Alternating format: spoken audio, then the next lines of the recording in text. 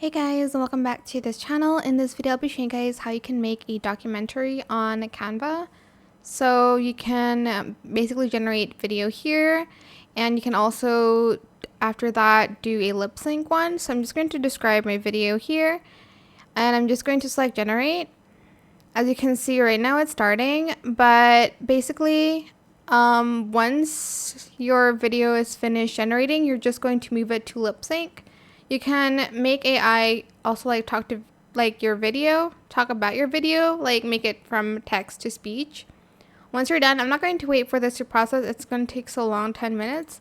Go to Canva and just place everything there. You can even find documentary templates first that you can add it to it, maybe like a horror documentary or history. I don't know, it's up to you what you want to make, and you're just going to bring them all together in Canva. Here you can add another page here to insert your videos and whatnot, but that is it. I hope it was helpful for you guys.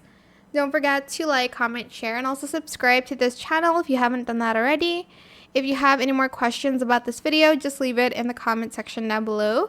I'll try my best to answer them all for you guys. And if you found this video helpful, please click the thanks button as well.